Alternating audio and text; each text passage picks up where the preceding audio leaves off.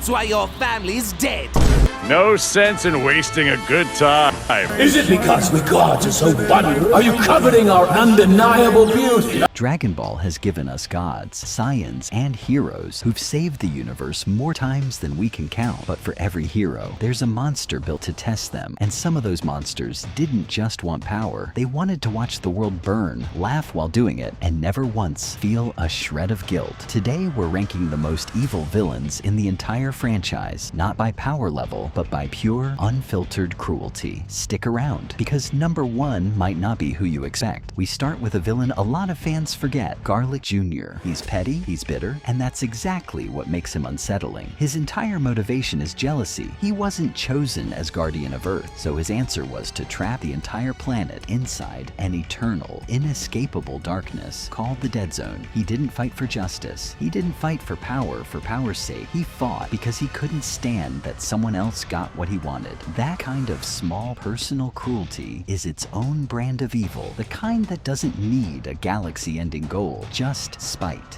With every power I possess, my reign of terror will be everlasting. Baby is one of the most quietly horrifying villains in Dragon Ball GT. His entire strategy isn't brute force, it's infestation. He possesses people, hollows out their identity, and turns entire planets, including Earth, into mindless extensions of his will. What makes Baby genuinely disturbing is the violation of it. He doesn't just defeat his enemies, he erases who they are and wears them like a mask. Watching Vegeta lose control of his own body isn't just a plot twist. It's one of the more nightmarish concepts the franchise has ever explored.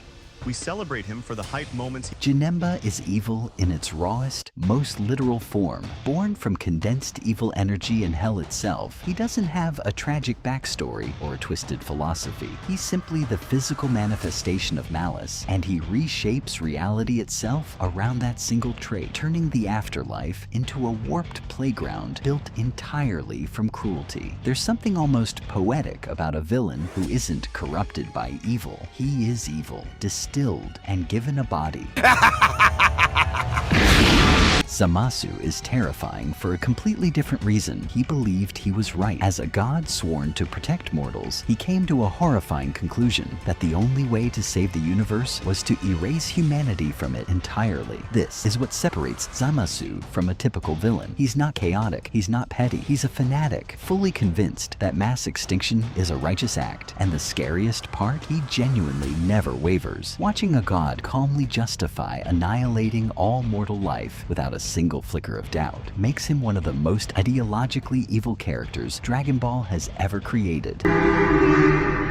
Kid Buu is evil with the mind of a child and the power to erase planets. That combination is exactly what makes him so disturbing. He doesn't destroy out of ideology or ambition. He destroys because it's fun. There's no negotiating with him, no reasoning, no code of honor. In one of the darkest moments in the franchise, Kid Buu wipes out the entire population of Earth in seconds, not as a strategic move, but almost as an afterthought. He is chaos without a filter, a being who treats billions of lives as nothing more than a passing amusement. That careless, gleeful destruction is what earns him the 3rd spot.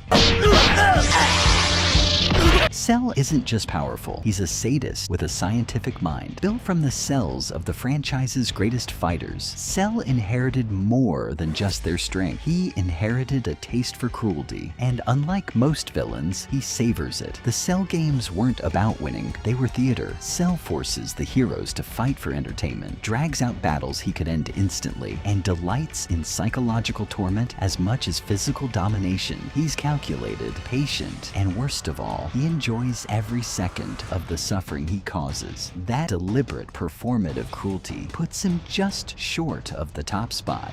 Then again, it always is. And at number 1, it had to be Frieza. Before Dragon Ball Z even properly begins, Frieza had already committed what might be the single most evil act in the entire franchise, wiping out an entire species, the Saiyans, simply because he feared what they might become. Frieza doesn't destroy out of madness or blind rage. He destroys with elegance, with a smile, treating genocide as a minor inconvenience. He enslaves planets, murders without hesitation, and looks almost bored while doing it. He is the standard every other Dragon Ball villain gets measured against, not because he's the strongest, casual, and completely without conscience. That's what makes true evil terrifying. Not rage, but indifference. But because his cruelty feels effortless. Seems to me you lack the appropriate degree of urgency. So that's our ranking of the most evil villains in Dragon Ball. Let us know in the comments who you'd put at number 1, and if we missed a villain that deserves a spot on this list. If you enjoyed this, hit subscribe for more Dragon Ball breakdowns every week. Thanks for watching, and we'll see you in the next one.